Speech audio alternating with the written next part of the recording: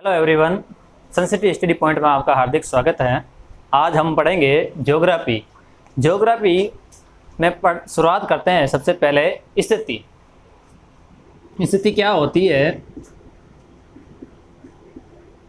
दो प्रकार की होती है। एक तो होती है भौगोलिक और दूसरी होती है ज्यामितीय। भौगोलिक स्थिति किसी स्थान के संदर्भ में होती है।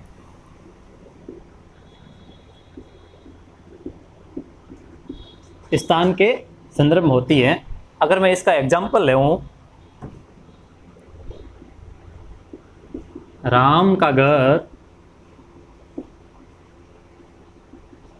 श्याम के घर के पास।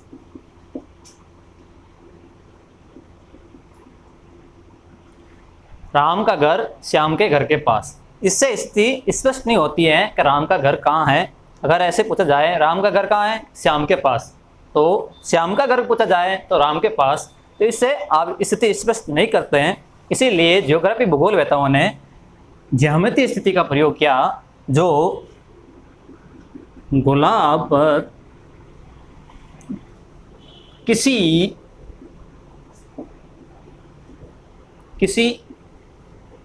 एक बिंदु का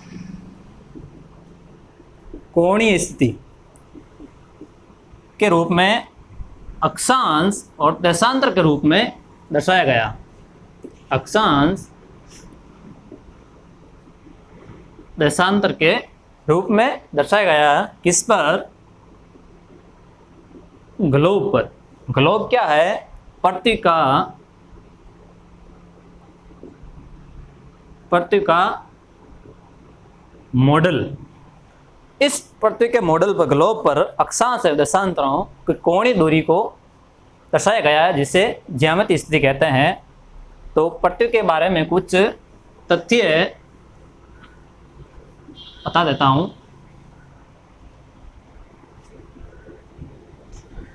पृथ्वी का प्रतिरूप की बात करें हम, तो वह है ग्लोब। और पृथ्वी का घनत्व की बात करते हैं। पृथ्वी का घनत्व है 5.517 ग्राम। अगर पृथ्वी की भार की बात करते हैं हम, तो वो है 6.600 खरब टन। अगर पृथ्वी के आयतन की बात करते हैं हम, 416 मिलियन क्यूबिक किलोमीटर। अगर पृथ्वी के द्रव्यमान की हम बात करते हैं, द्रव्यमान, तो वो पृथ्वी का होगा 5.882 इंटू 10⁻21 टन। अगर पृथ्वी के ध्रुवीय व्यास और भूमध्य रेखीय व्यास की बात करते हैं, पृथ्वी के ध्रुवीय व्यास, तो वो है 12,714 किलोमीटर। सही, कभी कभी देखते हैं हम 12,713.6 लिखा होता है। और भूमध्य रेखीय व्यास की बात करते हैं हम,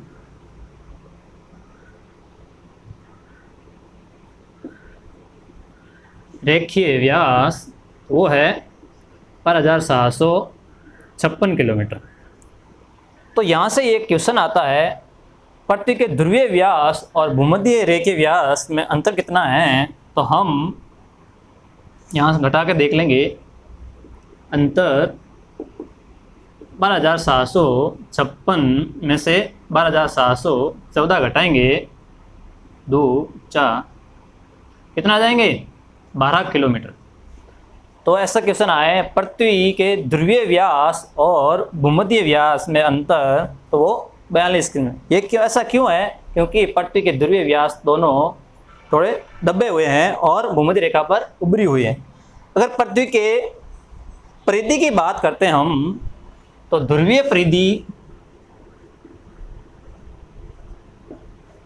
परिधि वो है 40,008 किलोमीटर। और भूमध्य रेखीय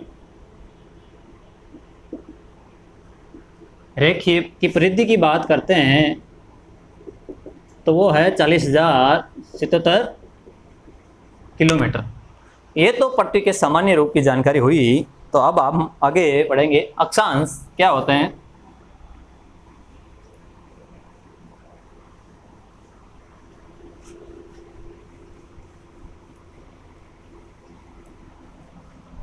अक्षांश, अभी मैंने बताया था पट्टी के किसी कोणीय दूरी या मानचित्र पर किसी कोणीय दूरी या ग्लोब पर कोणीय दूरी को अक्षांश कहते हैं। जैसे पट्टी गोल है, अगर मैं इस गोलार्ध को 2 भागों में बांटूंगा तो बराबर, तो ये जो उत्तरी गोलार्ध है वो गोलार्ध और दूसरा भाग है वो दक्षिणी गोलार्ध हो जाएगा, ये 0 डिग्री। अब किसी गोलार्ध या मानचित्र पर कोणीय दूरी खींची गई उसको अक्षांश कहेंगे। तो अक्षांश ग्लोब पर किस तरह से खींचे गए हैं, तो इसकी त्रिज्या या केंद्र बिंदु मैं लूँ, यहाँ से मैं किसी प्रकार का कोण बनाऊँ। जैसे आप देख सकते हैं कि मैंने यहाँ पे 30 डिग्री का कोण बनाया,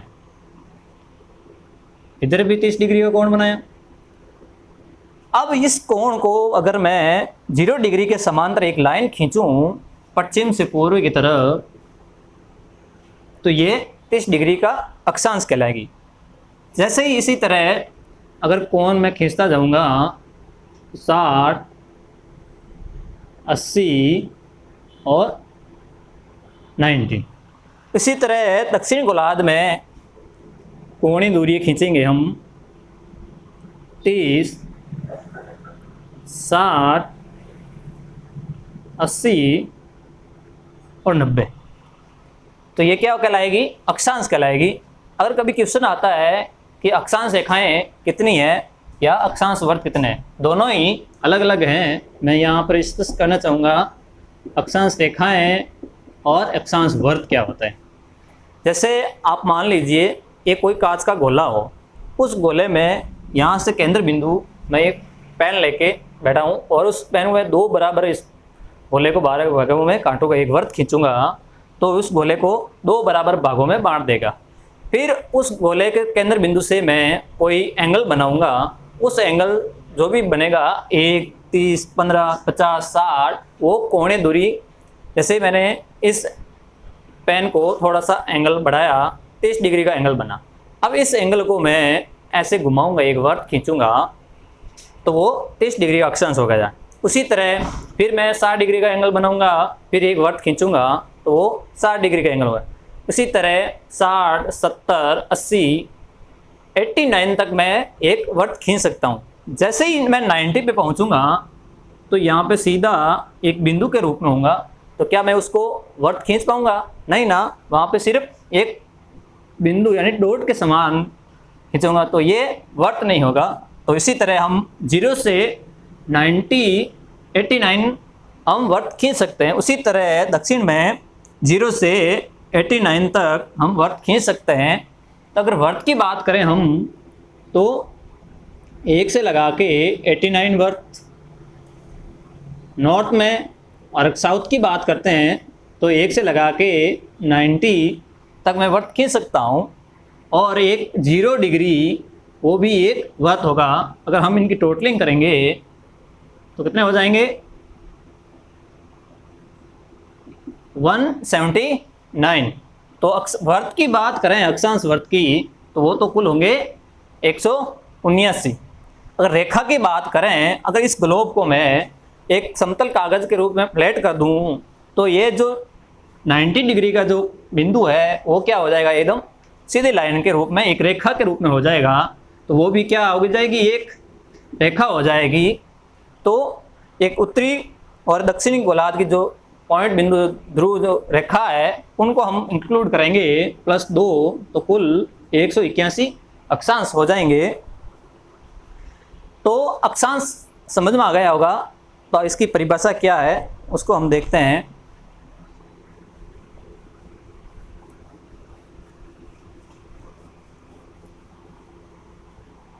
जैसे देख परिभाषा, जैसे मैं यहाँ पे बनाता हूँ वापस गोलार्ध। हमने यहाँ से गोलार्ध को 2 भागों में बांटा था, उत्तरी गोलार्ध और दक्षिणी गोलार्ध। फिर 23 डिग्री, 45, 89 और 90। वही 30 डिग्री, 45 डिग्री और 89 और 90, ये ग्लोब की अक्षांश रेखा खींचे। तो देखिए इस ग्लोब को देखते हुए हम परिभाषा बनाएंगे। जैसे भूमध्य रेखा, भूमध्य रेखा से ध्रुव की ओर कोणीय दूरी को मिलाने वाली रेखा अक्षांश रेखा कहलाती है। समान कोणीय दूरियों को मिलाने वाली रेखाओं को अक्षांश रेखाएं कहते हैं। ग्लोब पर पश्चिम से पूर्व की तरफ खींची गई रेखाओं को अक्षांश रेखाएं भी कहते हैं। अगर हम बात करते हैं ग्लोब पर 1 डिग्री के अंतराल पर, 1 डिग्री के अंतराल पर कुल अक्षांश वर्त कितने होंगे, तो हम काउंट कर सकते हैं कि 0 से लेके 89 तक तो अक्षांश वर्त बनते हैं। 90 डिग्री है वो एक बिंदु के पॉइंट के रूप में बनता है, तो हम इसको ऐड नहीं करेंगे। तो 0 से 89, 1 से 89 डिग्री वर्त नॉर्थ के, और साउथ में 1 से 89 डिग्री तक वर्त बनेंगे और 0 डिग्री एक वर्त बनेगा। तो कुल टोटल करेंगे हम तो 179 अक्षांश वर्त बनेंगे। अगर ऐसे बात आए कि 1 डिग्री के अंतराल पर कुल अक्षांश रेखाएं कितनी हैं, तो वहाँ पे ये आंकड़े चेंज हो जाएंगे। जैसे अक्षांश वर्त की बात करते हैं हम, रेखा की बात करते हैं, तो जब इस ग्लोब को हम मानचित्र पे देखते हैं एटलस पर, तो उसमें ये 90 डिग्री एक बिंदु के रूप में नहीं होता है। उस टाइम ये फ्लैट होकर एकदम एक रेखा के रूप में हो जाता है। तो हम अक्षांश रेखा में इसको भी इंक्लूड करेंगे। जैसे नॉर्थ में 1 से लगाकर 90 तक अक्षांश रेखाएं, फिर साउथ में 1 से 90 तक, फिर 0 डिग्री जो भूमध्य रेखा है वो 1। तो कुल अक्षांश रेखा की बात करते हैं टोटल 181 हो जाएंगे। तो ये हुई अक्षांश के बारे में बात। आगे देखते हैं हम अक्षांशों के जो बीच में जो दूरियां हैं, 2 अक्षांशों के मध्य जो दूरी है उनको हम क्या कहते हैं, जोन। जोन या कटिबंध भी कह सकते हैं हम। और अक्षांश का और क्या उपयोग है, तो ये जलवायु को निर्धारित करने के लिए भी इनका उपयोग किया जाता है। फिर बात आती है 2 अक्षांशों के मध्य भौगोलिक दूरी कितनी होती है, तो उसके बारे में चर्चा करते हैं। भौगोलिक दूरी कैसे ज्ञात करते हैं, जैसे देखिए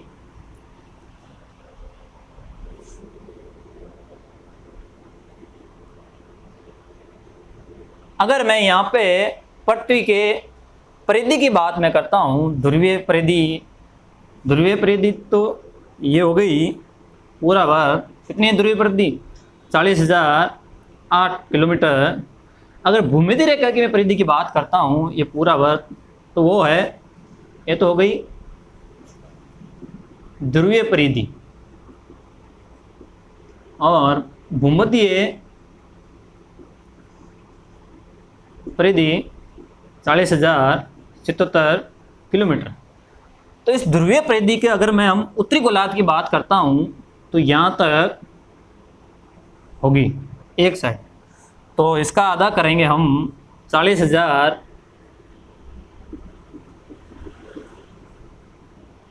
दो तो हो जाएगा 20,004। लेकिन हम एक साइड की बात कर रहे हैं इसकी गोलार्ध की, तो 20,000 का आधा करेंगे 10,000 दो, कितने अक्षांश है 0 से 19। इस 19 का मैं 10,000 दो में 90 का मैं भाग दूंगा तो आएंगे आपको इस पास 111.13 किलोमीटर। तो अगर दो अक्षांशों के मध्य भौगोलिक औसत दूरी की बात करें हम तो वो है 111.13 किलोमीटर। ये दूरी जैसे ही हम 0 डिग्री से ध्रुव की तरफ जाएंगे तो ये दूरी बढ़ेगी, ये सिर्फ एवरेज दूरी है। आगे देखिए, ये तो दो अक्षांशों की हुई। अगर हम बात करें किसी 1 मिनट के अंतराल पर भौगोलिक दूरी क्या होगी, तो 1 मिनट में आपको पता ही है 60 सेकेंड होते हैं। तो इसी में हम भौगोलिक दूरी में 60 का भाग दे देंगे तो आपके आएगा 1.85 किलोमीटर। अगर 1 डिग्री के अक्षांश की बात करें हम 1 मिनट की, तो वो भौगोलिक दूरी क्या होगी 1.85 किलोमीटर। अगर 1 सेकेंड की बात करते हैं हम कि अक्षांश में 1 सेकेंड के अक्षांश की बात करते हैं तो कितनी दूरी होगी, 1.85 में हम 60 का भाग दे देंगे तो वो आएगा 30 मीटर दूरी। कितनी आएगी 30 मीटर की दूरी। जैसे आप देख सकते हैं, आपने पढ़ा भी होगा कई बार,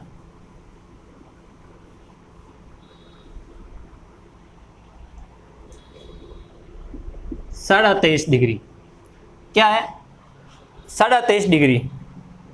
या फिर मैं बात बताऊं, भारत की अक्षांशीय स्थिति 8 डिग्री 4 मिनट।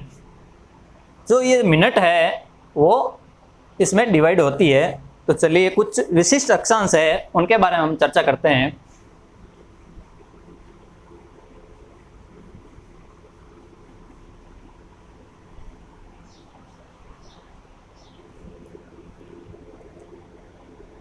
ये पट्टी का प्रतिरूप है। इसमें हम गोलार्ध को 2 बराबर भागों में बांटते हैं, 0 डिग्री, इसको फिर बाद में 23.5 डिग्री, फिर 66 डिग्री और 90 डिग्री।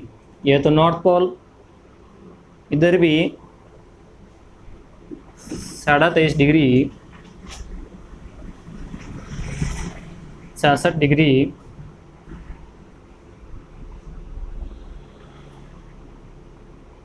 और 90 डिग्री साउथ पोल। इसमें कुछ विशिष्ट अक्षांशों के नाम दे रखे हैं, उसके बारे में चर्चा। जो 0 डिग्री अक्षांश है उसको हम भूमध्य रेखा या विषुवत रेखा विषुवत रेखा 23.5 डिग्री उत्तरी अक्षांश को हम करक रेखा और 66 डिग्री अक्षांश को आर्कटिक वर्त कहते हैं। आर्कटिक वर्त महासागर पे पड़ा है। और दक्षिण की अगर बात करते हैं हम तो 23.5 डिग्री को मकर रेखा और 66 डिग्री को अंटार्कटिका वर्त कहते हैं। और ये 90 डिग्री दक्षिणी ध्रुव है ही है। चलिए अब आगे और बात करते हैं अक्षांश के बारे में। यह तो हो गई विशिष्ट अक्षांश। अब एक आपने सुना होगा स अक्षांश क्या होती है? स अक्षांश, स अक्षांश क्या होती है? किसी भी अक्षांश का, किसी भी अक्षांश का 90 डिग्री का अंतर स अक्षांश कहलाती है। 90 डिग्री का स अक्षांश कहलाती है। स अक्षांश कहलाती है।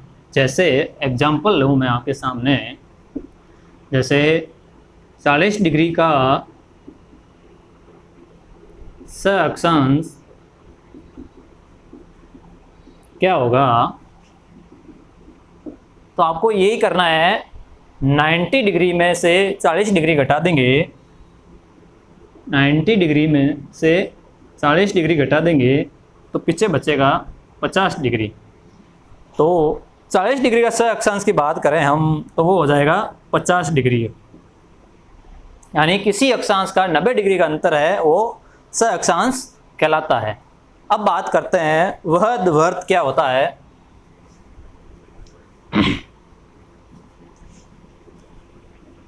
आगे देखते हैं हम वह द्वर्त क्या होता है। वह क्या होता है?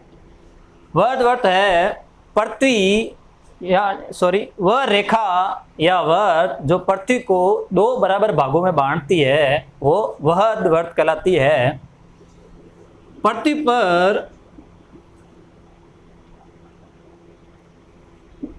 पर सबसे बड़ा वह अर्धवर्त की बात करें हम तो वो है भूमध्य रेखा, सबसे बड़ा पृथ्वी पर वह अर्धवर्त है। बाकी अक्षांश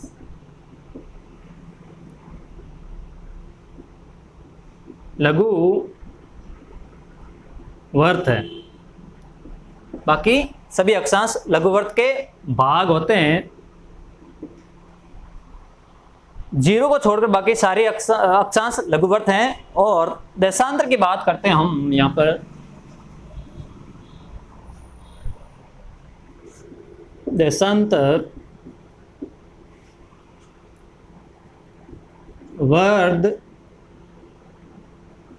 वर्त के भाग होते हैं। 2 देशांतर मिलकर वर्त बनाते हैं। 2 देशांतर, 2 विपरीत देशांतर मिलकर वर्त बनाते हैं। जैसे एग्जाम्पल लें हम, 40 डिग्री ईस्ट प्लस इसमें 140 ईस्ट, इन दोनों का योग करें हम तो 180 डिग्री देशांतर आ जाएगा। अगर 40 डिग्री का देशांतर के विपरीत अगर कौन सी देशांतर होगी तो वो 140 डिग्री देशांतर होगी। तो पट्टी पर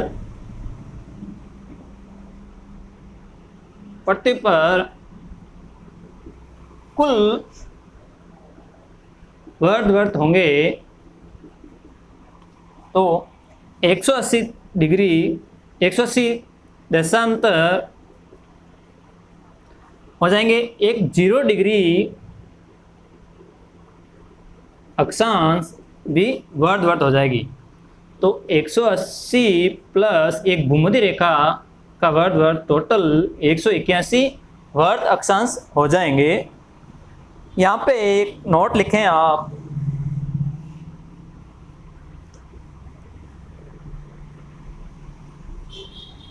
नोट लिखें आप 60 डिग्री अक्षांश नॉर्थ और साउथ